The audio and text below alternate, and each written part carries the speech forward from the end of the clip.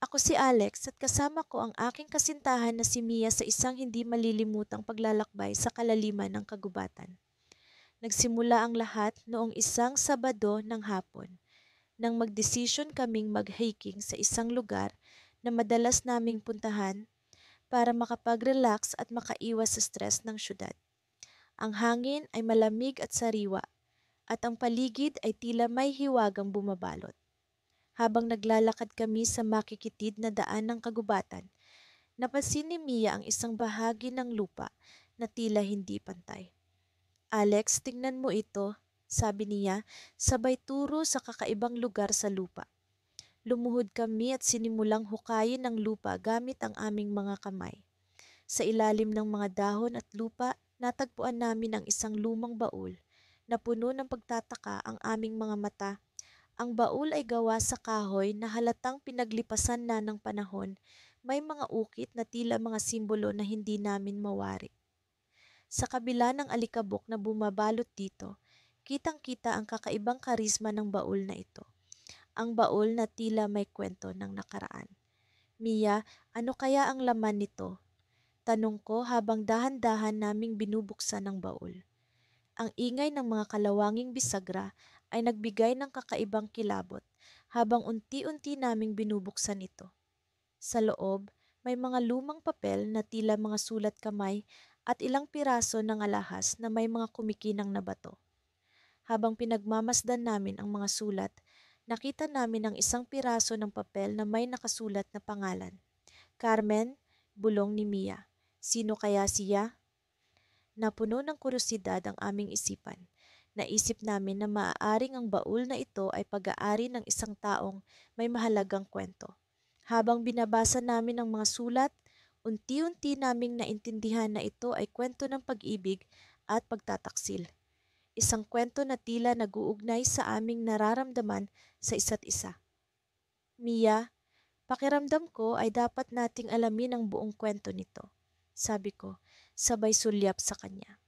Tumango siya, sabay yakap sa akin. Oo, Alex, alamin natin ang buong lihim ng baul na ito. Ngunit bago namin maipagpatuloy ang aming pagsisiyasat, bigla naming narinig ang mga yapak ng mga taong papalapit. Mabilis kaming nagtago sa likod ng mga puno. Hawak ang baul sa aming mga bisig. Nakita namin ang dalawang lalaki na nakasuot ng itim na jacket, tila may hinahanap sa paligid. Sigurado ka bang dito iyon? Sabi ng isa sa kanila. Oo, dito ko huling nakita. Sagot ng isa pa, sabay tingin sa paligid. Nagtama ang aming mga mata ni Mia, puno ng nerbiyos at kaba. Alam naming may mahalagang bagay sa baul na ito at hindi namin pwedeng basta na lang iwan. Kailangan naming malaman ang lihim na tinatago nito. Ngunit paano kung delikado ito para sa amin? Habang patuloy na nagmamasid sa mga lalaki, naramdaman ko ang kamay ni Mia na mahigpit na humahawak sa akin. Sa kabila ng takot, pakiramdam ko ay hindi kami nag-iisa. Ang pagmamahal namin sa isa't isa ang nagbibigay lakas sa amin para harapin ang anumang panganib na dulot ng baul na ito. Huminga kami ng malalim at nagdesisyong umalis, dala ang baul at ang mga tanong na bumabagabag sa aming isipan. Ngunit bago pa man kami makalayo, narinig namin ang isang boses na pamilyar. Alex, Mia, ano ang ginagawa ninyo rito? Napalingon kami sa likuran at natigilan sa aming nakita. Sa gitna ng aming paglalakbay, ako at si Lara ay parang mga bata na muling nakahanap ng laruan sa loob ng lumang baul na nadiskubre namin sa kalaliman ng kagubatan. Ang baul ay tila may sariling kuwento, tahimik ngunit puno ng lihim. Sa kabila ng aming takot, ang aming kuryosidad ang nagtulak sa aming magpatuloy. Alam mo, lagi kong pinapangarap na makahanap ng ganito, sabi ni Lara habang binubuksan ang baul gamit ang maliit na susi na natagpuan namin sa tabi nito. Parang kwento sa libro. Sumang-ayon ako habang pinagmamasdan ng kanyang mga mata na kumikinang sa pagnanasa ng bagong karanasan. Sa loob ng baul, nakatagpo kami ng iba't ibang bagay. mga lumang dokumento, isang lumang mapa, at isang piraso ng alahas na tila galing pa sa sinaunang panahon. Ang pinakamahalaga sa lahat, isang liham na tila nagsasalaysay ng isang kwento ng pag-ibig at pagkakanulo. Nakakakilabot, pero ang ganda, bulong ni Lara habang pinagbubuklat namin ng liham. Ang tinsa ay kupas na, ngunit ang mga salita ay nananatili. Isang kuwentong nagsimula sa pag-iibigan, ngunit natapos sa trahedya. Habang binabasa namin ang liham, iba't ibang larawan ang nabuo sa aking isipan. Ang kwento ng dalawang magkasintahan na nagtatagpo sa gitna ng walang hanggang dilim, naglalakbay sa isang mundo na puno ng mga lihim at panganib. Sa kabila ng kanilang pagmamahalan, naroon ang isang kapangyarihan na hindi nila maipaliwanag at isang trahedyang hindi nila maiiwasan. Parang tayo, sabi ni Lara, habang ang liwanag ng buwan ay tumatama sa kanyang mukha, nagpapakita ng kanyang pagkamangha at takot. Pero paano kung ang baul na ito ay may sumpa? Natawa ako, ngunit ramdam ko rin ang bigat ng kanyang sinabi. Hindi ko maiwasang mag-isip kung ano ang maaaring mangyari sa amin. Ngunit sa kabila ng takot, hindi ko kayang bitawan ang baul na ito, ang pag-asang dala ng mga lihim nito. Ang mga dokumento, mapa at alahas, lahat sila ay parang piraso ng puzzle na naghihintay ng tamang oras at lugar para mabuo. Isang bahagi ng mapa ang nagbigay sa amin ng direksyon patungo sa isang lugar na hindi namin kilala. Isang lugar na tila may kahalagahan sa kwento ng liham. Nagdesisyon kaming sundan ang mapa, kahit pa ang takot ay patuloy na bumabalot sa amin. Nang gabing iyon, kami ay naglakbay sa ilalim ng mga bituin.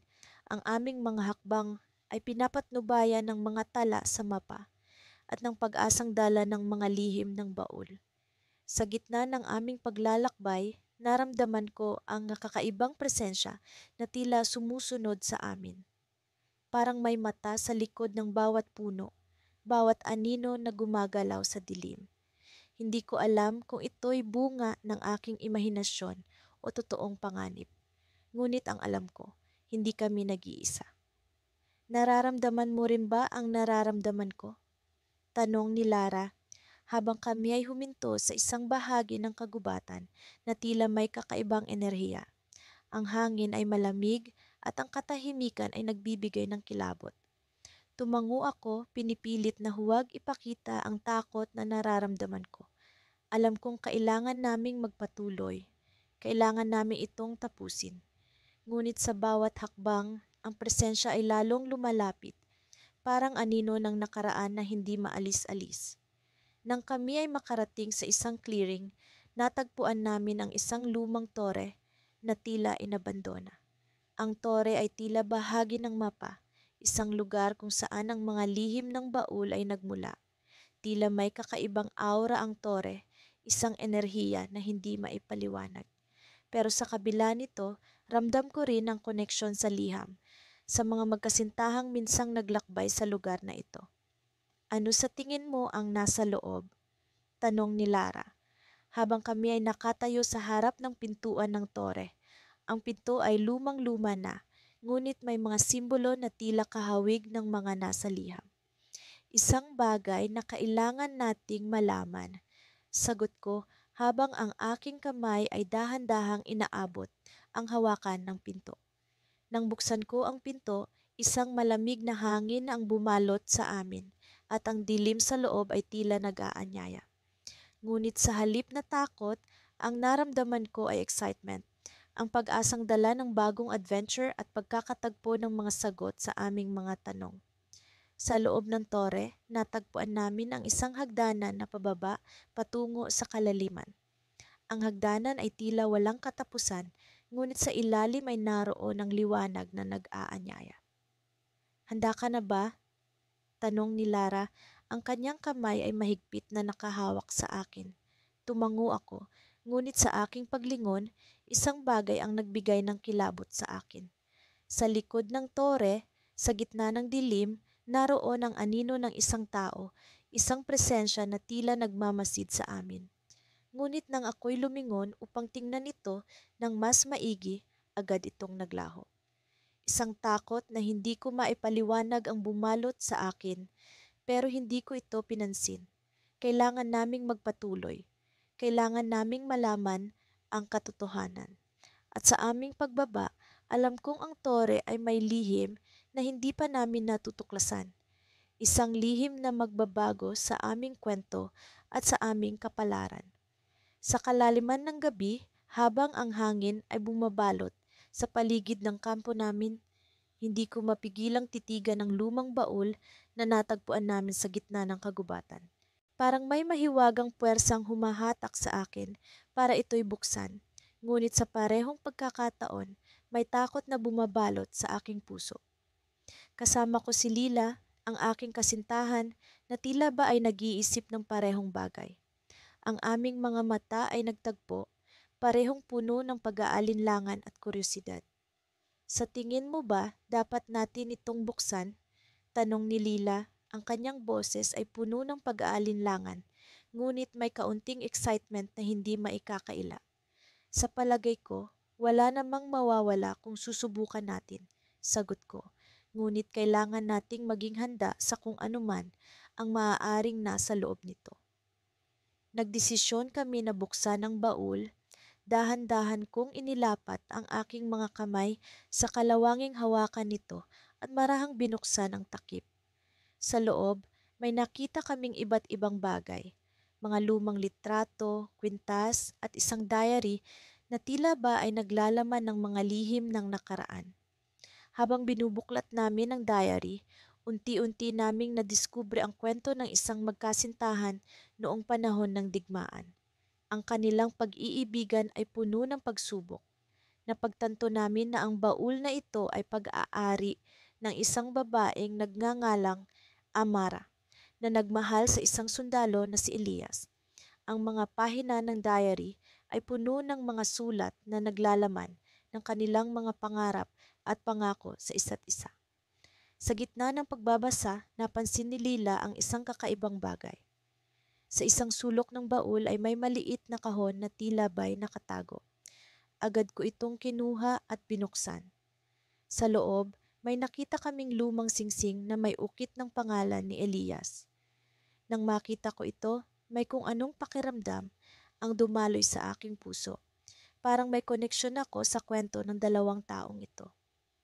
Parang ang kwento nila ay sumasalamin sa atin, sabi ni Lila habang hawak niya ang singsing. Hindi mo ba nararamdaman ang koneksyon? Tumango ako na kahit hindi ko maipaliwanag, tila ba may misteryosong puwersa ang baul na ito na nag-uugnay sa aming dalawa. Sa pagkakataong ito, narinig namin ang pagkaluskos mula sa labas ng kampo. Biglang bumilis ang tibok ng puso ko. Sino ang maaaring naroroon sa kalaliman ng gabi? Kinuha ko ang flashlight at naglakad palabas ng tent kasama si Lila. Sa dilim ng gabi, isang anino ang lumitaw sa harapan namin.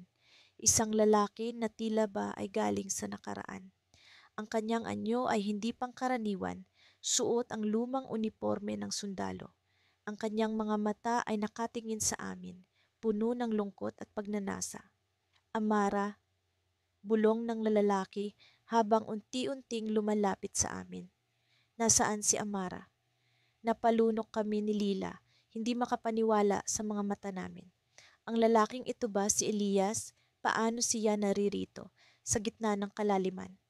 Sa takot at pagkalito, nagpasya kaming bumalik sa kampo. Ngunit bago kami makalayo, biglang naglaho ang lalaki, parang usok na tinangay ng hangin. Naalala ko ang kwento sa diary, ang pag-ibig nila Amara at Elias na hindi nagtagumpay. Naisip ko, marahil ay hinahanap pa rin ni Elias ang kanyang mahal na Amara. Bumalik kami sa kampo, parehong hindi makapaniwala sa nangyari. Ang baul na ito ay hindi lamang naglalaman ng mga alaala, tila ba may buhay ito na naghahanap ng kasagutan. Sa aming pagtulog, hindi namin maiwasang mag-isip kung ano ang susunod na mangyayari. Kinabukasan, nagpasya kami ni Lila na ipagpatuloy ang aming paglalakbay Dala ang baul na puno ng misteryo. Ngunit bago kami umalis, may napansin akong piraso ng papel na hindi ko nakita noong una.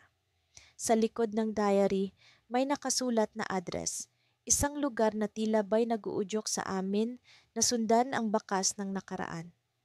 Sa palagay mo ba, dapat natin itong puntahan? Tanong ni Lila, ang kanyang mga mata ay puno ng determinasyon. Oo, sa tingin ko, ito na ang ating susunod na hakbang. Sagot ko habang ang aking puso ay puno ng excitement at takot sa kung ano man ang maaari naming matuklasan. Habang kami ay naglalakbay patungo sa misteryosong lugar na iyon, hindi ko maiwasang isipin ang mga posibilidad. Ano kaya ang matutuklasan namin? Makikita kaya namin si Amara o baka si Elias ay nag-aabang sa amin? Sa bawat hakbang, ang takot at excitement ay magkasamang pumipintig sa aking puso. At sa dulo ng daan, sa di inaasahang pagkakataon, biglang nagpakita si Elias sa gitna ng liwanag ng araw na tila ba'y naghihintay. Ngunit hindi siya nag-iisa. Sa tabi niya, isang babaeng may suot na damit na pangkasal, si Amara, ang kanyang tunay na pag-ibig. Sa paglapit namin, hindi ko maiwasang mapangiti. Ang kanilang kwento ay nagpatuloy at kami ni Lila ay naging bahagi nito. Ngunit sa kabila ng kasiyahan, may bumabalot na misteryo. Ang kanilang presensya ay hindi pangkaraniwan, tila ba'y may kakaibang enerhiya na nag-uugnay sa aming lahat. At sa pagkakataong iyon, naisip ko, marahil ang pag-ibig ay tunay na walang hanggan. Pinapatuloy ang kwento sa kabila ng panahon at espasyo. Sa mga araw na sumunod matapos naming matagpuan ang lumang baul, hindi maalis sa isip ko ang mga katanungan tungkol sa nilalaman nito. Ang baul na iyon ay tila isang piraso ng nakaraan na nagbabalak magkuwento ng lihim na kasaysayan. Si Clara, ang aking kasintahan, ay kasing udyok na malaman ang katotohanan sa likod ng misteryosong kahon. Nagpasya kaming bumalik sa lugar kung saan namin ito natagpuan, sa gitna ng kalaliman ng kagubatan. Nais naming matuklasan kung ano pa ang maaaring nakatago roon o kung may palatandaan na magbibigay linaw sa pinagmula ng baul. Habang naglalakad kami, hindi maalis ni Clara ang pagkakagulo ng kanyang buhok sa hangin na tila sumasabay sa kanyang pag-uusisa. Naisip mo bang buksan ito? Tanong niya habang iniwasan ang isang mababang sanga. Baka may mga dokumento o sulat na makapagbibigay sagot sa mga tanong natin. Tumango ako, sumasang-ayon sa kanyang mungkahi. Ngunit ang katotohanan ay may kakaibang takot na pumipigil sa akin. Ang takot na baka ang mga laman ng baul ay magdala ng kasawian o mas komplikadong misteryo. Subalit alam kong hindi kami titigil hanggat hindi namin nabubuksan ang baul na ito. Sa pagdating namin sa gitna ng kagubatan, isang kakaibang katahimikan ang bumalot sa paligid. Ang mga ibon na karaniwang nagkakantahan ay tila nanahimik sa aming presensya. Sa ilalim ng malalaking puno, sa lilim ng makakapal na dahon, nakita namin ang hukay kung saan nakabaon ang baul. Lumuhod si Clara at sinimulan niyang tanggalin ang natitirang lupa sa ibabaw ng baul. Ako naman ay naghanap ng matibay na patpat na maaaring gamitin upang itulak ang takip. Nang matanggal ang lupa, ipinagpatuloy namin ang pag-usisa sa baul. Puno ng ingat, sinubukan kong buksan ang kalawangin nitong kandado. Sa wakas, narinig namin ang isang kalansing, isang senyales na bumigay ang luma nitong mekanismo. Nang bumukas ang baul, bumungad sa amin ang iba't ibang bagay. Mga lumang papel, piraso ng alahas, at isang lumang journal na tila naglalaman ng mga kwento ng isang hindi kilalang tao. Ang mga papel ay puno ng sulat kamay ng mga tala. May ilan pang may mga guhit ng mga lugar na hindi namin kilala. Alam mo ba kung ano ito? Tanong ni Clara habang hawak ang isang lumang larawan ng isang mag-asawa na tila nasa isang pagdiriwang. Umiling ako, ngunit ang mga mata ko'y hindi maalis sa journal. Siguro'y dito natin makikita ang mga sagot. Binuksan ko ang journal. Ang unang pahina ay naglalaman ng pangalan. Isabel at Alfredo. Hindi ko alam kung sino sila, ngunit ang mga susunod na pahina ay tila kwento ng kanilang buhay, mga alaala ng kanilang pag-iibigan, mga plano nila para sa kanilang hinaharap at mga lihim na tila nagbabadya ng masalimuot na kapalaran. Habang binabasa namin ang journal, unti-unti naming natuklasan na sina Isabel at Alfredo ay mga magkasintahan na tulad namin. Ngunit ang kanilang pag-iibigan ay binalot ng misteryo at trahedya. Ang huling tala sa journal ay may kakaibang mensahe. Ang aming pag-ibig ay magiging walang hanggan, ngunit ang lihim na ito ay hindi maaring lumabas. Napalunok ako sa mga huling salitang iyon. Ano ang kanilang tinatago? At bakit ganoon na lamang ang kanilang pag-iingat upang hindi ito mailantad? Sa puntong iyon, naramdaman ko ang kakaibang lamig sa hangin. Parang may matang nakamasid sa amin. Sa palagay mo ba, dapat tayong magpatuloy? Tanong ni Clara, may bahid ng alinlangan sa kanyang tinig. Bago pa man ako makasagot, nakarinig kami ng kaluskos sa paligid. Ang mga dahon sa lupa ay tila naglalakad sa sarili nilang galaw. Hindi kami nag-iisa. Bigla kong naramdaman ang pagkabigla at alam kong ganoon din si Clara. Hinawakan ko ang kanyang kamay at sabay kaming tumingin sa paligid, naghahanap ng pinagmulan ng ingay. May bumubulong, sabi ni Clara, halos pabulong din. May bumubulong sa hangin, pakiramdam ko'y may nais silang iparating. Nang biglang may tumambad sa aming harapan, isang figura ng tao na kayukong nakatitig sa amin mula sa likod ng puno.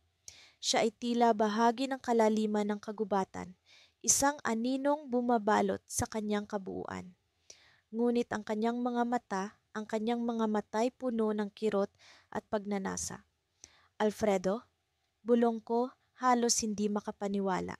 Ang figura ay nagmistulang sumang-ayon at sa isang iglap, siya ay naglaho sa hangin.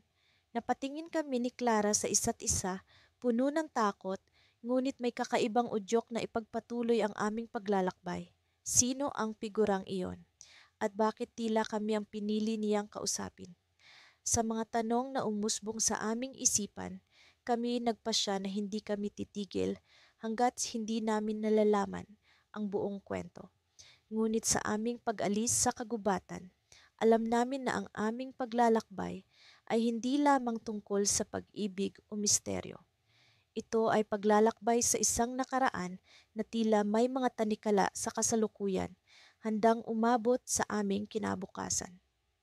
Sa paglipas ng mga araw, unti-unti naming nararamdaman ang kakaibang presensya ng lumang baul na natagpuan namin sa gitna ng kalaliman ng kagubatan.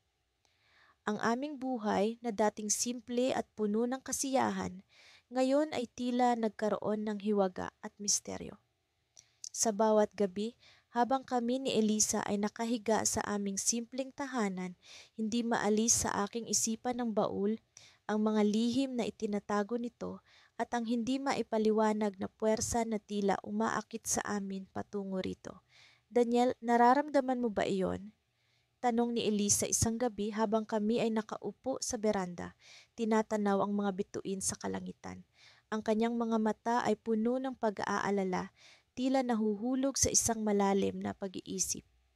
Alam ko kung ano ang tinutukoy niya. Ang hindi maipaliwanag na enerhiya na tila bumabalot sa aming paligid tuwing kami ay nasa malapit sa baul. "Oh, Elisa," tugon ko, pilit nang umingiti upang pakalmahin siya. Ngunit hindi ba't ito ang dahilan kung bakit tayo humuhukay sa misteryo ng baul na iyon? Ang pagnanasa nating malaman ang katotohanan sa likod nito. Sumang-ayon siya, ngunit alam kong sa kabila ng kanyang pagngiti, may bahagi sa kanya na natatakot sa kung ano ang maaaring matuklasan. Gayunpaman, ang aming pagnanasa at kuryosidad ay mas malakas kaysa sa anumang takot na namumuo sa aming mga dibdib. Isang umaga, Habang kami ay naglalakad patungo sa baol, napansin namin ang kakaibang pag-iiba sa paligid. Ang hangin ay tila puno ng tensyon. Mga dahon ng puno ay umiikot sa kakaibang ritmo at ang mga ibon ay tahimik na nakatunghay sa amin mula sa kanilang mga pugat. Kapwa kami nagkatinginan, alam na may kakaibang magaganap sa araw na iyon. Pagdating namin sa baul, naroon ang parehong animoy magnetikong lakas na umaakit sa amin. Ang baul ay tila mas lumang-luma kaysa sa dati. Ang kahoy nito ay nagmumukhang mas marupok, ngunit ang mga ukit ay mas maliwanag at mas buhay. Tila isang pangarap na hindi namin maipaliwanag. Isang bagay na nasa pagitan ng katotohanan at pantasya. Daniel, pakiramdam ko ay may dapat tayong gawin ngayon, bulong ni Elisa. Ang kanyang tinig ay puno ng determinasyon. Dapat natin itong buksan. Sa kanyang tinig, naramdaman ko ang tibok ng aming mga puso na magkaisa. Wala na kaming ibang pagpipilian kundi sumunod sa tawag ng baol. Dahan-dahan kong inilapag ang aking mga kamay sa ibabaw nito, naramdaman ko ang malamig na metal ng kandado. Sa aming pagkakaisa, binuksan namin ang baul. Sa loob, hindi namin inaasahan ang aming matuklasan. Hindi ito puno ng kayamanan o mahahalagang bagay gaya ng inaakala namin. Sa halip, isang lumang aklat na may mga pahina na tila yari sa ginto ang bumungad sa amin. Ang pamagat nito ay Ang Lihim ng Kaharian sa Gitna ng Kalaliman. Ang iyong mga pahina nito ay puno ng mga larawan at kwento ukol sa isang sinaunang kaharian na matagal nang nawala sa kasaysayan. Ang bawat pahina ay naglalaman ng mga mapa, liham at mga hula na tila patungo sa isang lugar na hindi pa natutuklasan. Habang kami ni Elisa ay nagbabasa, unti-unti naming nauunawaan na ang baul ay hindi lamang isang simpleng kahon. Isa itong susi patungo sa isang mas malaking lihim, isang misteryo na maaaring magpabago sa kasaysayan. Ngunit sa bawat paglipat namin ng pahina, nararamdaman namin ang lalong pagbigat ng hangin, ang presensya ng mga nilalang na tila nagmamatyag sa amin mula sa dilim. Daniel, tingnan mo ito, sabi ni Elisa. Itinuturo ang isang pahina na naglalaman ng isang kakaibang simbolo. Tila ito ang susi sa isang kayamanan na matagal nang nawala. Ngunit sa sandaling iyon, narinig namin ang isang kaluskos mula sa gilid ng kagubatan. Kami ay nagkatinginan, ang aming mga puso ay pumipintig sa takot at kaba. Sa gitna ng kalaliman, isang anino ang unti-unting lumalapit. Hindi namin alam kung ito ay kaibigan o kalaban, ngunit alam namin na ang aming buhay ay magbabago sa susunod na mga sandali. Nang ang anino ay lumapit, nabalot kami ng takot.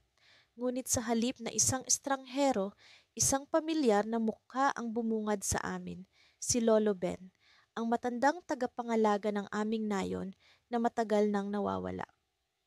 Daniel, Elisa, bulong ni Lolo Ben, ang kanyang tinig ay puno ng pag-aalala. May dapat kayong malaman, ang baul na iyan. Ito ay isang bahagi ng mas malaking plano. Kayo ang napili. Sa kanyang mga salita, naramdaman namin ang bigat ng responsibilidad na nasa aming mga kamay.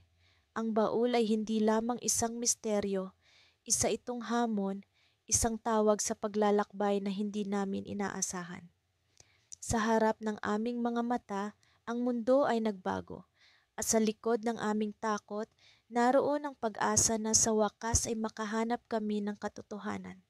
Ngunit sa likod ng kanyang mga salita, alam namin na may mas malalim pang misteryo na dapat naming tuklasin. At sa aming paglalakbay, tiyak na mas marami pang sorpresa ang maghihintay sa amin. Matapos ang ilang araw na pagtuklas at pagninilay, narito kami ngayon ni Clara sa gitna ng kagubatan, sa isang lugar na tila ba kinalimutan na ng panahon. Ang mga puno ay yumuyuko sa bigat ng kanilang mga lihim, at ang simoy ng hangin ay tila may dalang bulong ng mga espiritu ng nakaraan. Sa gitna ng kalaliman, natagpuan namin ang isang lumang baul na tila ba hinulma para sa amin ng tadhana. "Handa ka na ba?" tanong ni Clara habang hawak ang aking kamay. Ang kanyang mga mata'y puno ng kaba at pananabik na tila ba nakikipagtagisan sa aking sariling damdamin. Tumango ako at sabay naming binuksan ang baul. Ang mga kalawanging bisagra ay umungol sa pagtutol, ngunit hindi ito naging hadlang sa aming determinasyon. Sa loob, isang makapal na alikabok ang bumalot sa aming mga kamay, ngunit sa ilalim nito'y may mga bagay na nagkukubli. Mga lumang dokumento, mga sulat na tila ba nalimot na ng panahon, at isang mapa na tila may gabay sa isang lugar na hindi namin matukoy. Ang mapa na ito, bulong ni Clara habang sinisipat ang mga linya at simbolo na nakaukit dito. Mukhang may kinalaman ito sa lugar na ito. Oo, at tila ba may marka ito na hindi pamilyar? Sagot ko, sabay turo sa isang bahagi ng mapa na may kakaibang simbolo. Habang iniisa-isa namin ang mga nilalaman ng baul, napansin kong may isang kahon na nakatago sa pinakailalim nito. Ito'y yari sa kahoy at may mga ukit ng mga simbolong hindi ko mawari. Nang buksan ko ito, tumambad sa akin ang isang antigong kwintas na may pendant na hugis puso. Agad na kumislap ito na para bang may sariling liwanag. "Napakaganda," wika ni Clara habang dahan-dahang kinuha ito mula sa aking kamay. Ngunit ano kaya ang ibig sabihin nito?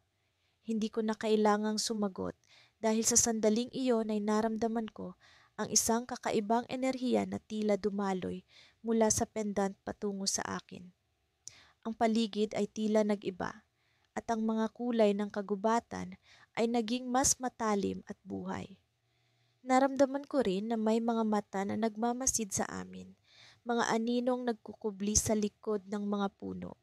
"May nangyayari," sabi ko kay Clara, habang nagsimulang maglakad papalayo mula sa baul. "Parang may nagmamasid sa atin." "Ramdam ko rin," sagot niya, kasabay ng paghawak sa aking braso. "Kailangan nating maging maingat." Habang patuloy kami sa paglakad, napansin kong ang mga simbolo sa mapa ay tila ba nagliliwanag, na para bang sinusundan nito ang aming mga hakbang. Parang mayroong puwersang nagtutulak sa amin papunta sa isang direksyon na hindi namin alam kung saan patungo. Hanggang sa narating namin ang isang maliit na burol. Mula roon, natatanaw namin ang isang lumang bahay na tila naisalba mula sa pagkasira ng panahon. Ang mga bintana nito'y mistulang mga mata na nagmamasid sa amin. Nagdesisyon kaming lapitan ito, dala ng kuryosidad at ang kakaibang pakiramdam na parang may naghihintay sa amin doon. Pagpasok namin sa loob, bumungad sa amin ang isang silid na puno ng mga lumang kasangkapan at mga libro. Sa gitna ng silid, may isang mesa na puno ng mga larawan ng mga taong hindi namin kilala. Ngunit ang isang larawan ay kapansin-pansin. Isang larawan ng magkasintahan na tila kasing edad namin ni Clara. Ngunit ang kanilang mga kasuotan ay mula sa ibang panahon. "Parang kilala ko sila," sabi ni Clara habang tinititigan ng larawan. "Parang may koneksyon tayo sa kanila." Biglang nagbago ang ihip ng hangin at isang malamig na simoy ang dumaan sa aming dalawa. Napansin naming umikot ang isang libro mula sa estante at bumagsak sa sahig. Binuksan ito ni Clara at tumambad sa amin ang mga pahina na puno ng mga sulat kamay na tala. "Ang mga ito'y parang kwento ng kanilang paglalakbay," sabi niya habang binabasa ang mga nakasulat. Ngunit biglang naputol ang kanyang sinasabi nang may marinig kaming yabag mula sa itaas na palapag. Ang mga yapak ay mabigat at tila ba papalapit sa amin. "May tao yata sa itaas," bulong ko habang sabay kaming nagkatinginan ni Clara. Ang kaba sa aming mga dibdib ay tila ba sasabog na. Sa mga sandaling iyon, napagtanto namin na ang aming pagtuklas ay nagdala sa amin sa isang mas malalim na hiwaga at hindi namin alam kung ano ang naghihintay sa amin sa susunod na hakbang. Sa bawat yapak na naririnig namin, alam naming hindi na kami maaaring umatras. Handa kaming harapin ang anumang lihim na nagkukubli sa lumang bahay na ito, kahit pa ito'y magdulot ng mas matinding panganib. At sa kabila ng lahat, alam kong kami magkasama, at iyon ang pinakamahalaga sa lahat. Sa kabila ng nagdaang mga linggo ng pag-alala at pag-aalinlangan, nahanap namin ang aming sarili sa harap ng malalim na kuweba na tila isang lihim na pintuan sa nakaraan. Nasa tabi ko si Clara, ang aking kasintahan, at kasama sa bawat hakbang ng aming hindi pangkaraniwang paglalakbay. Sa bawat hakbang namin palalim sa kuweba, ramdam ko ang pagkakaisa ng aming mga puso, na tila ba ang tibok nito ay sumasabay sa ritmo ng mga alon na humahampas sa mga bato sa labas. Ang baul na natagpuan namin sa gitna ng kalaliman ay tila isang pang-akit na humila sa aming dalawa. Hindi namin alam kung ano ang nasa loob nito, ngunit ramdam ko ang kakaibang koneksyon sa pagitan ng baul at ng aming kwento. Ang kahoy na pinto nito ay may mga ukit na hindi ko mawari kung anong panahon nagmula. Sa loob ng madilim na kuweba, ang baul ay isang misteryo na kailangan naming tuklasin. Handa ka na ba? Tanong ni Clara habang nag-aalangan pa rin sa harap ng baul. Ang kanyang mga mata ay puno ng kuryosidad at takot, parang isang bata na nakakita ng misteryo sa unang pagkakataon. Oo, Clara, kasama mo ako sa kahit ano, sagot ko, at naramdaman ko ang init ng kanyang kamay sa aking palad. Ang pagkakahawak namin ay hindi lamang pisikal. Ito ay isang pangako na sabay naming haharapin ang anumang mangyari.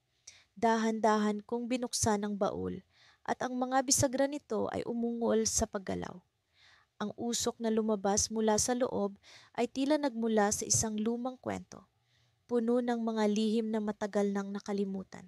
Sa loob, nakita namin ang mga lumang dokumento, mga sulat na tila isinulat ng isang taong naghahangad ng kalayaan, ng pag-ibig na hindi matugunan, ng mga pangarap na sa huli ay nasira.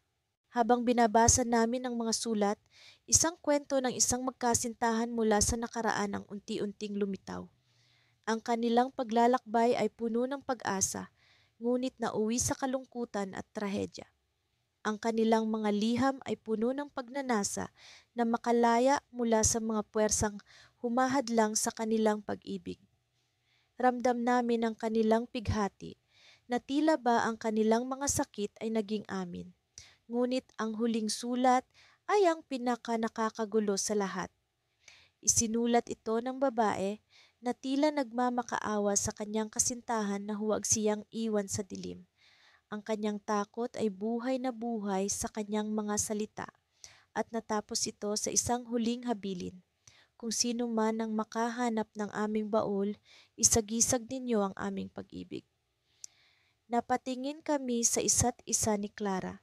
Ang kwento ng magkasintahan ay parang salamin ng aming sariling paglalakbay, ngunit may isang kakaibang pahiwatig na nagbabadya ng panganib.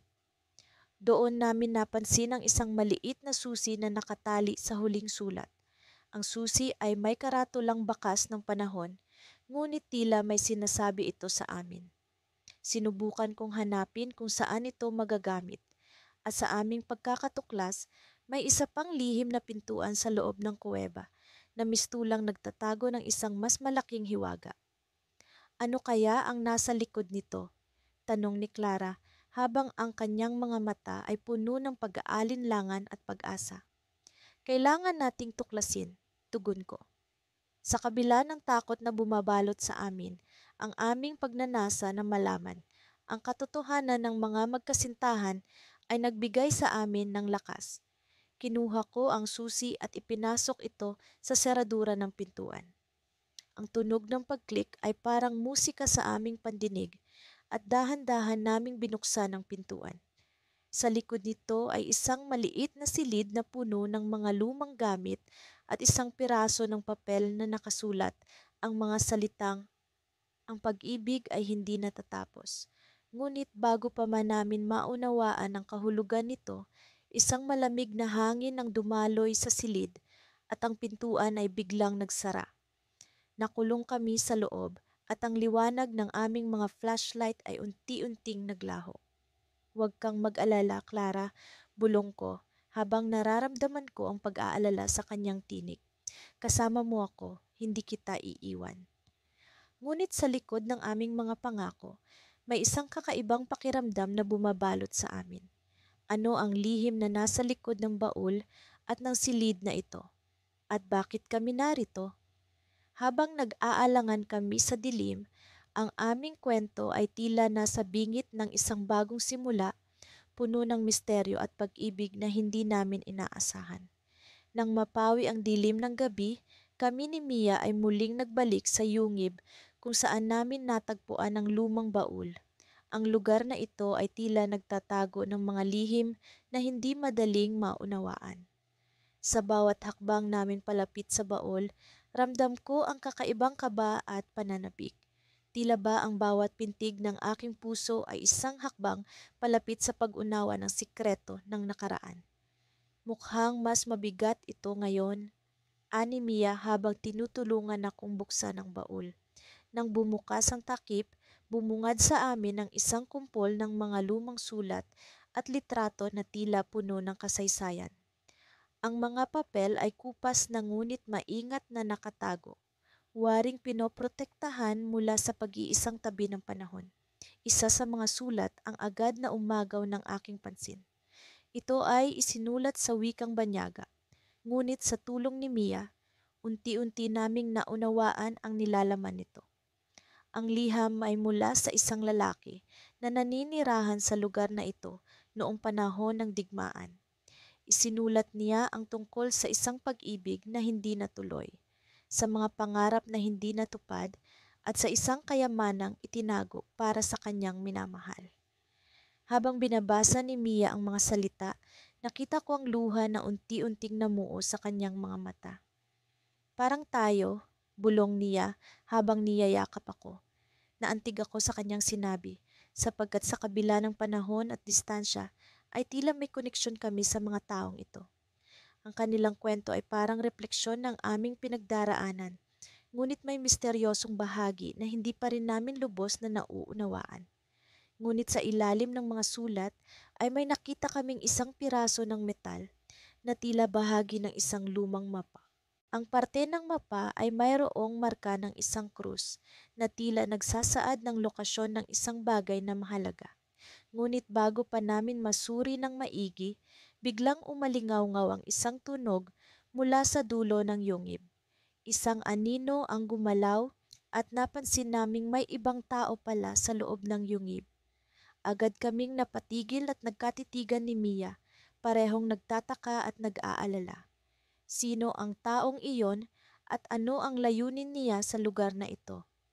Bago pa man namin magawang magdesisyon, lumapit ang anino at tumambad sa amin ang isang lalaking may suot na lumang kasuotan. Siya ay may hawak na isang lampara na nagbibigay liwanag sa kanyang mukha. Ang kanyang mga mata ay tila nagtataglay ng kwento ng nakaraan, ngunit sa kanyang mga labi ay isang ngiti na puno ng pag-asa. Matagal ko na kayong hinihintay, wika niya na ikinagulat naming dalawa. Hindi ko alam kung paano siya nagkaroon ng kaalaman tungkol sa aming pagdating, ngunit tila alam niya ang tungkol sa baul at sa lihim nito. Ako si Elias, pakilala niya habang iniaabot ang kanyang kamay. Habang nakikiramdam at tila naguguluhan, tumugon ako. Ano ang kailangan mo sa amin? Tanong ko, hindi maitago ang pag-aalala sa aking boses. Ngumiti siya sa kasumagot, ang baul ay may mas malalim na lihim kaysa sa inaakala ninyo. Ang kayamanang hinahanap ninyo ay hindi lamang material. Ito ay susi sa isang kasinungalingan na kinailangan kong itago sa loob ng maraming taon. Sa kanyang sinabi, parang biglang nagbukas ang isang pinto sa aking isipan. Ang mga sulat, litrato at mapa ay tila bahagi ng isang mas malawak na palaisipan. Ngunit bago pa man namin maproseso ang mga bagay-bagay, biglang nagdilim ang paligid at narinig namin ang malakas na pagsabog sa labas ng yungib. Ang lupa ay yumanig at tila ba ang buong mundo ay natutuliro.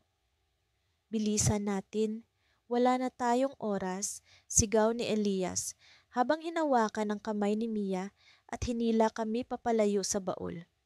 Habang tumatakbo kami palabas ng yungib, naramdaman ko ang adrenaline na nag-uumapaw sa aking sistema. Hindi ko alam kung ano ang naghihintay sa amin sa labas, ngunit ang pakiramdam ko ay isang bagong yugto ang aming tatahakin. Isang yugto na puno ng panganib at pag-asa. Nang marating namin ang labasan ng yungib, agad kong napansin ang nagbabagang liwanag mula sa kalayuan. Ang paligid ay nagliliyab at sa gitna ng kaguluhan, naisip ko na ang lahat ng ito ay bahagi ng isang plano na hindi namin lubos na nauunawaan. Ngunit sa kabila ng lahat, alam kong sa piling ni Mia, handa akong harapin ang anumang pagsubok na darating sa amin. Sa gitna ng dilim at liwanag, naramdaman ko ang tibok ng puso ni Mia sa aking tabi. Sa mga sandaling iyon, alam kong anuman ang mangyari, kami ay magkasama.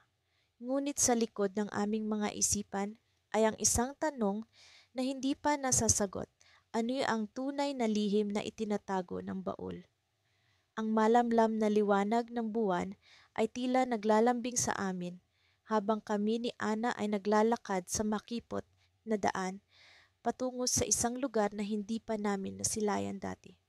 Sa gitna ng kalaliman ng kagubatan, ang aming mga hakbang ay tila musika sa katahimikan ng gabi. Ang malamig na simoy ng hangin ay nagdadala ng kakaibang kilabot, ngunit ang mga palad ni Ana na mahigpit na nakahawak sa akin ay nagsisilbing paalala na hindi ako nag-iisa sa paglalakbay na ito. Sigurado ka bang dito tayo? Tanong ni Ana, bahagyang nag-aalala, ngunit may halong pananabik sa kanyang boses. Oo, Ana. Nararamdaman ko na malapit na tayo.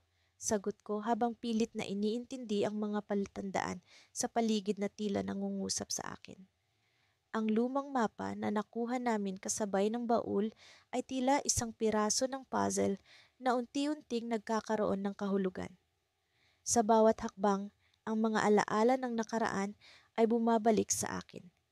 Ang baul na natagpuan namin sa lumang bahay ni Lolo ay puno ng mga lihim na tila nag-uugnay sa amin sa isang mas malalim na layunin.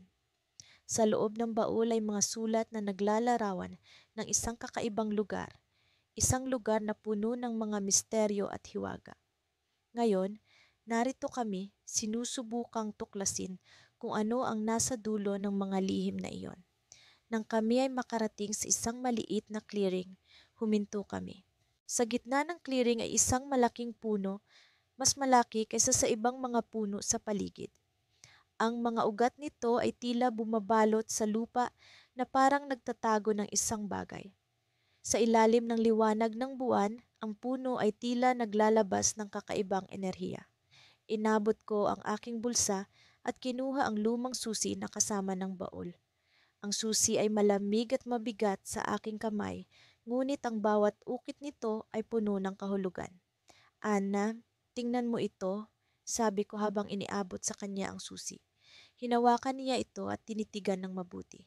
Mukhang ito ang susi sa isang sikreto na matagal nang nakatago. Bulong niya, ang kanyang mga mata ay puno ng pag-asam. Naglakad kami palapit sa puno.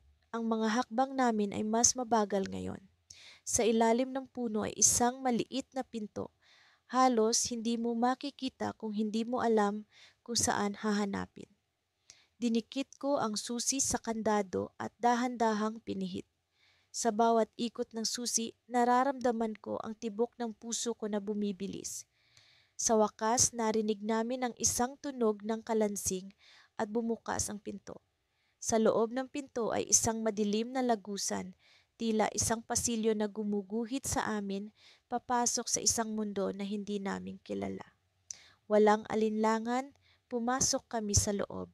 Ang lagusan ay malamig at madilim, ang mga dingding ay gawa sa matandang bato na tila may mga ukit mula sa isang sinaunang panahon.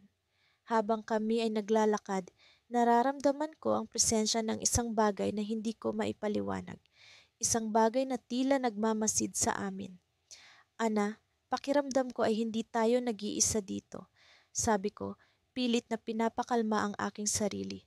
At biglang, sa dulo ng lagusan ay isang liwanag. Isang silid na puno ng mga sinaunang artifacts, mga bagay na tila mula sa ibang mundo. Ngunit sa gitna ng silid, isang bagay ang talagang umagaw sa aming pansin. Isang altar, at sa ibabaw nito ay isang kahon na tila kumikislap sa ilalim ng liwanag. Ana, tingnan mo ang kahon na iyon. Bulong ko habang dahan-dahang lumalapit sa altar.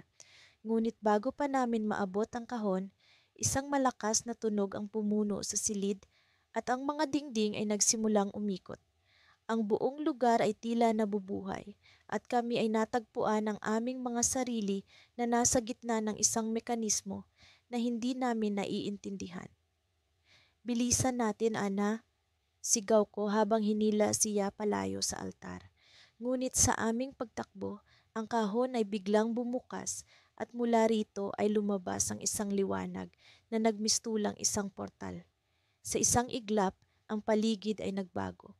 Kami ay napadpad sa isang lugar na hindi namin alam, isang mundo na tila nasa loob ng baul mismo. Ang mga tanawin ay hindi ka panipaniwala, ngunit sa likod ng kagandahan nito ay may nararamdaman kaming panganib. Nasaan tayo? Tanong ni Ana. Ang kanyang mga mata ay puno ng pag-aalala. Hindi ko alam ang sagot, ngunit ang isang bagay ay malinaw. Ang kahon sa altar ay hindi isang simpleng kahon. Ito ay isang susi sa mundo ng mga lihim na matagal nang nakatago at ngayon kami ay bahagi na nito. Ang aming paglalakbay ay nagsisimula pa lamang at ang mga misteryo ay lalo pang lumalalim. Sa dulo ng lahat ng ito, may isang bagay na naghihintay, isang bagay na magtutulay sa aming nakaraan at hinaharap. Ngunit handa ba kaming harapin ito? Sa gitna ng aming paglalakbay, naramdaman ko ang malamig na hangin na dumaan sa aking balikat habang si Elisa ay tahimik na naglalakad sa tabi ko. Ang aming mga hakbang ay tila nagiging mas maingat habang papalapit kami sa lugar kung saan namin natagpuan ang lumang baul. Ang aming pakikipagsapalaran ay nagdala sa amin sa isang liblib na kagubatan, kung saan ang mga puno ay tila nagkukuwento ng mga lihim ng nakaraan. Sigurado ka bang dito mo nakita ang baul? Tanong ni Elisa na may bahagyang kaba sa tinig. Tumango ako, tinitiyak sa kanya na ang lugar na ito ang eksaktong lokasyon. Ang mga dahon ay tila bumubulong ng mga hindi maipaliwanag na mensahe at ang amoy ng lupa ay nagdadala ng kakaibang pakiramdam ng pag-asam. Ang baul na iyon ay hindi karaniwan. Ito ay puno ng mga bagay na tila hindi angkop sa panahon at lugar nito. Sa loob nito, natagpuan namin ng mga lumang dokumento at mga alahas na tila pagmamay-ari ng isang marangal na pamilya. Habang patuloy na naglalakad, napansin ko ang isang piraso ng papel na naipit sa pagitan ng dalawang bato. Pinulot ko ito at pinakita kay Elisa. Tingnan mo ito, sabi ko habang binubuksan ng papel. Ang mga sulat kamay ay magulo, ngunit nabasa pa rin namin ang mga salitang, ang susi ay nasa ilalim ng puno ng kahoy na may 3 sanga. Nagtataka kami kung ano ang ibig sabihin ng mensahe. Ang baul ay tila may kinalaman sa isang mas malalim na misteryo, isang palaisipan na hindi pa namin nabibigyang kahulugan. Ang paligid ay tahimik maliban sa mga tunog ng mga ibon na nag-aawitan, na parang nagbibigay babala. Sa aming pagkakaalala, wala kaming nakita na puno na may 3 sanga sa paligid, kaya nagdesisyon kaming maghanap. Habang naglalakad kami, napuno ng iba't ibang emosyon ang aming puso, takot, pananabik at pag-asa. Naramdaman ko ang kamay ni Elisa na mahigpit na humawak sa akin, na nagbibigay sa akin ng lakas ng loob na magpatuloy. Ang aming relasyon ay sinubok ng hindi inaasahang pangyayari na ito. Minsan, sa mga ganitong pagkakataon lamang, nasusukat ang tunay na halaga ng pagmamahalan. Sa wakas, natagpuan namin ang puno na tinutukoy sa papel. Ito ay nakatayo sa gitna ng isang maliit na clearing at ang tatlong sanga nito ay tila nag-aanyaya sa amin na lumapit. Ang lupa sa ilalim nito ay tila malambot na parang hinukay kamakailan. Bumaba ako at sinimulan kong hukayin gamit ang aking mga kamay habang si Elisa ay nagmamasid. Hindi nagtagal, naramdaman ko ang isang bagay na matigas. Isang maliit na kahon ang naka-embed sa lupa. Dahan-dahan kong hinugot ito at kami ni Elisa ay nagulat nang makita ang isang susi sa loob. Ang susi ay may intrikat na disenyo, tila gawa sa ginto, at may mga ukit na hindi namin maipaliwanag. Bakit may susi dito? At ano ang binubuksan nito? Tanong ni Elisa, puno ng pag-aalinlangan. Hindi ko rin alam ang sagot.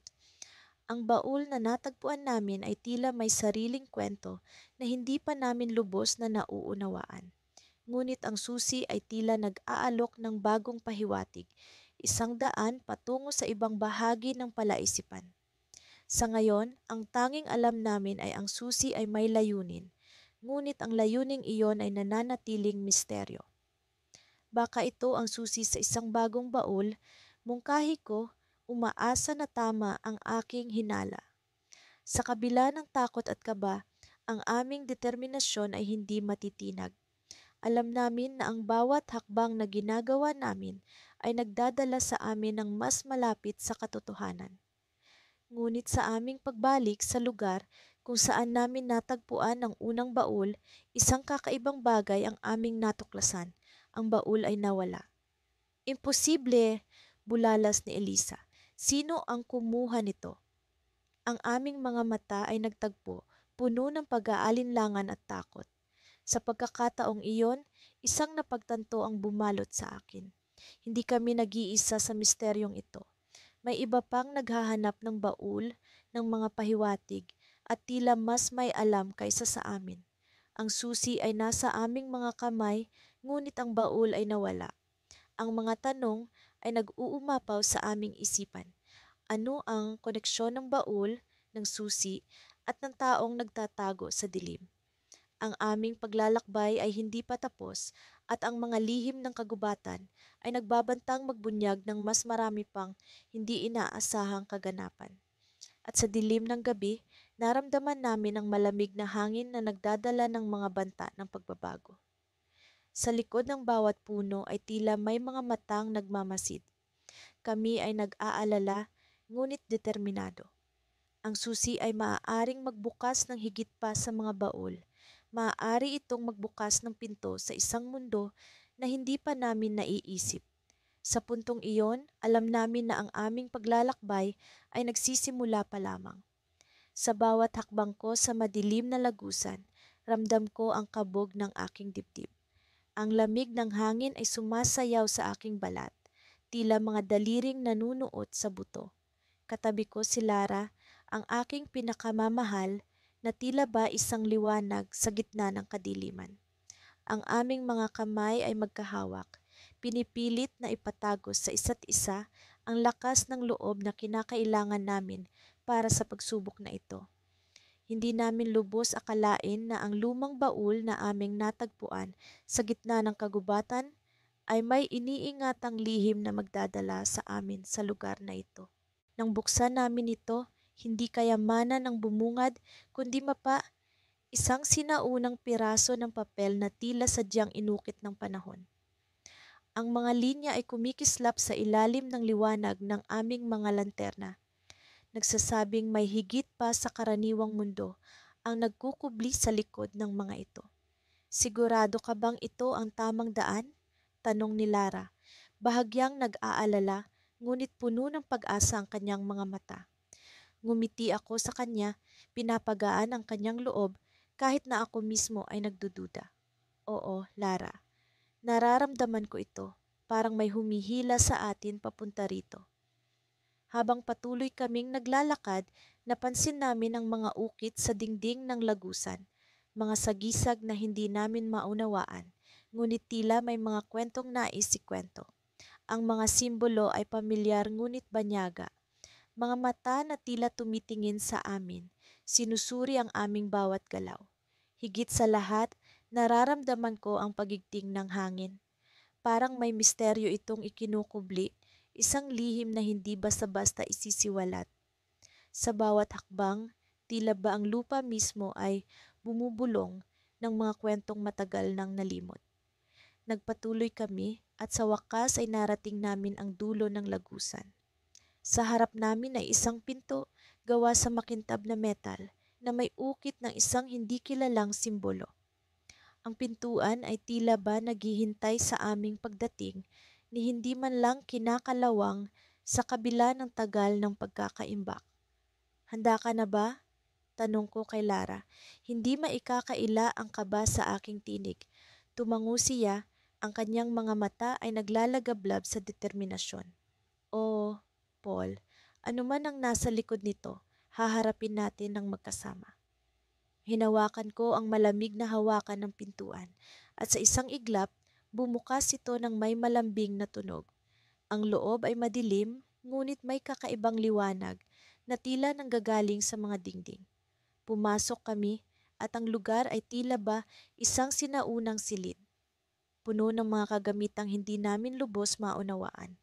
Sa gitna nito ay isang altar at sa ibabaw ng altar ay isang kristal na kumikinang sa iba't ibang kulay. Nilapitan namin ito, ang mga mata namin ay hindi maalis sa kagandahan nito. Parang humihila ito sa amin, isang magnetong hindi namin matanggihan. Habang papalapit kami, naramdaman ko ang kakaibang enerhiyang bumabalot sa paligid. Ang hangin ay tila may musika, isang melodiya na hindi marinig ngunit nararamdaman. Biglang, isang boses ang umalingaw-ngaw sa silid. Malugod kong tinatanggap ang inyong pagdating, mga tagapagmana ng lihim. Napatingin kami sa paligid, ngunit wala kaming makitang tao.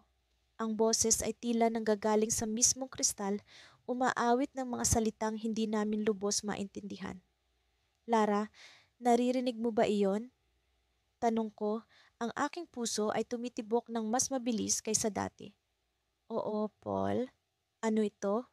Sagot niya, ang kanyang tinig ay puno ng pagtataka. At sa puntong iyon, ang kristal ay biglang pumutok ng liwanag. Nagpakita ng mga imahe ng nakaraan, mga taong tila naglalakbay sa pagitan ng mga mundo, mga nilalang na hindi namin nakalain ay totoo. Ang kanilang mga mukha ay magkatulad sa amin, mga mata na nagmamasid, mga labi na bumibigkas ng mga salitang puno ng kahulugan. Sa gitna ng kamangha-manghang tanawin, isang imahe ang lumitaw na nagpatigil sa amin. Isang larawan ng dalawang magkasintahan na hawak ang kamay, nakatayo sa harap ng baul na aming natagpuan. Ang kanilang mga mata ay puno ng pag-asa, ngunit sa likod ng kanilang mga ngiti ay isang babala. At sa kasalukuyan, naramdaman ko ang isang kakaibang kirot sa aking dibdib, isang pakiramdam na may nawawala. Napatingin ako kay Lara at sa kanyang mga mata ay nakita ko ang takot. Isang takot na hindi ko makayang ipaliwanag. Sa isang iglap, ang kristal ay naglaho at ang silid ay bumalot sa kadiliman. Ang mga dingding ay nagsimulang magbago, tila ba ang lugar ay gumuguho. Ang lupa ay umalog at kami ni Lara ay nagkatinginan, hindi alam kung ano ang susunod na mangyayari. Ngunit bago pa man kami makagalaw, naramdaman ko ang isang kamay na humawak sa akin mula sa likuran, malamig at kakaiba. Napalingon ako at ang aking puso ay tumigil sa kaba. Sa harap ko ay isang anino, isang hugis na pamilyar ngunit hindi ko matukoy. At sa kanyang mga mata ay nakita ko ang parehong babala, isang paalala ng kung ano ang maaaring mangyari kung hindi kami mag-ingat. At doon ko napagtanto, ang lihim ng baul ay hindi lamang isang kwento. Ito ay bahagi ng aming kapalaran, isang paglalakbay na hindi namin inaasahan. Ngunit sa likod ng misteryo ay isang sagot na naghihintay, isang sagot na kailangan naming tuklasin ng magkasama. Sa kabila ng lahat, alam ko na ang paglalakbay na ito ay isang simula lamang at ang tunay na hamon ay nagsisimula pa lang. Sinimulan namin ni Lila ang araw sa ilalim ng mga bituin, ang malamig na hangin ng kagubatan ay tila bumabalot sa aming mga katawan. Ang lumang baul na natagpuan namin ay naroon pa rin, tahimik na nakapwesto sa gitna ng aming maliit na kampo. Sa bawat pagkakataon na tumingin ako rito, pakiramdam ko'y may tumatawag sa akin. Isang tahimik ngunit marubdob na bulong na hindi ko mawari.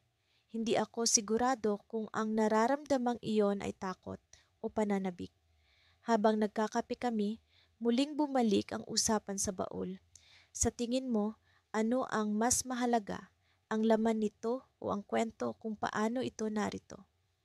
Tanong ni Lila. Ang kanyang mga mata ay tila naglalaro sa liwanag ng umagang araw. Pareho, sagot ko. Pero ang tanong, handa ba tayong tuklasin ang anumang maaaring idulot nito? Tumawa siya, ang tunog ay tila musika sa aking tainga. Hindi ba't iyon ang dahilan kung bakit tayo narito?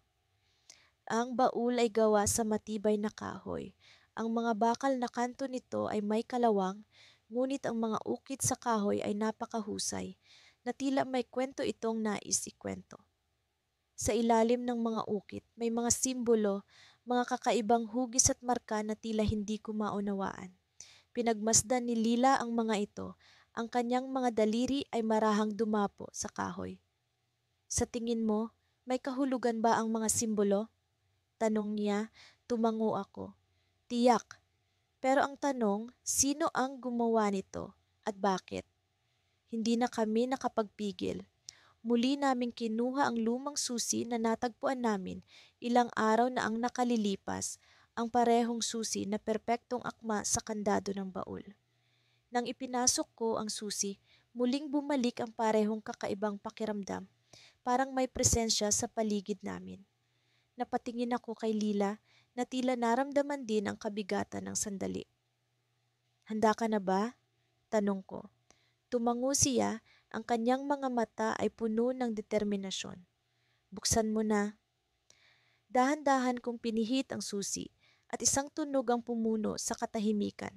Isang matalim na kalansing na parang matagal nang natutulog ang mekanismo ng kandado. Nang tuluyang mabuksan ng baul, nagpalitan kami ng tingin. Pareho kaming hindi sigurado kung ano ang makikita namin. Sa loob, may isang makapal na tela. Parang lumang balabal na gawa sa seda. Marahan itong kinuha ni Lila at sa ilalim nito may isang lumang libro. Ang takip ng libro ay tila gawa sa balat at ang mga pahina nito ay naging madilaw na sa kalumaan. Ang mga titik sa pabalat ay kakaiba, parang mula sa isang sinaunang wika na hindi ko pa nakikita. Isang libro? Tanong ni Lila, halatang nabigo. Akala ko may kayamanan. Ngumiti ako. Hindi lahat ng kayamanan ay ginto at hiyas. Binuksan ko ang unang pahina. Ang tinta ay maitim pa rin, ngunit ang mga salita ay hindi ko maunawaan. Lumapit si Lila at magkasama naming pinagmasdan ang bawat pahina. Sa dulo ng libro, may isang piraso ng papel na mukhang mas bago kaysa sa iba pang mga pahina. May nakasulat dito sa wikang Filipino. Napatingin kami sa isa't isa. Ang mensahe ay tila babala, ngunit ano ang ibig sabihin nito? Ano ang liwanag na tinutukoy? At sino ang dilim? Bigla may narinig kaming kaluskos mula sa likuran. Tumayo kami pareho. Ang mga mata ay dumako sa direksyon ng tunog. Ang paligid ay tila sumikip, ang hangin ay naging mabigat. Sa dilim ng kagubatan, may aninong gumagalaw. Isang figura na halos hindi namin maaninag. Lila, may tao, bulong ko. Ang boses ko ay halos hindi lumabas sa kaba. Hindi siya sumagot, ngunit mahigpit niyang hinawakan ang aking braso. Ang figura ay unti-unting lumapit, ang bawat hakbang nito ay tila sinasadya upang hindi makagawa ng ingay. Nang ito ay nasa sapat na liwanag, nakita namin ang mukha nito. Isang matandang lalaki, ang kanyang balat ay kulubot at ang kanyang mga mata ay tila walang buhay. Umalis kayo rito, sabi niya, ang kanyang boses ay mabigat at malamig. Ang baul na iyan ay hindi para sa inyo. Hindi kami makapagsalita, tila natuyuan kami ng laway. Sino siya? Paano niya nalaman ang tungkol sa baul? Ang kanyang presensya ay tila nagdadala ng kakaibang enerhiya, isang uri ng takot na hindi ko pa naramdaman dati. Ano ang ibig mong sabihin? Tanong ni Lila. Ang kanyang boses ay nanginginig ngunit matapang, ngunit hindi sumagot ang matanda. Sa halip, iniabot niya ang kanyang kamay patungo sa baul, ngunit bago niya ito maabot, biglang lumiwanag ang paligid. Isang ilaw mula sa kung saan ang tumama sa baul at ang mga simbolo sa kahoy ay nagningning ng maliwanag. Ang matanda ay umatras, ang kanyang mukha ay puno ng takot. Huli na, sabi niya, bago siya biglang tumalikod at tumakbo patungo sa dilim ng kagubatan. Iniwan niya kaming mag-isa, nakatayo sa harap ng baul na ngayon ay tila may sariling buhay. Ang mga simbolo ay patuloy na nagningning at naramdaman ko ang kakaibang init mula sa loob nito.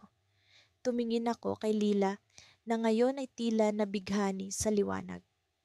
Bakit siya tumakbo? Tanong niya.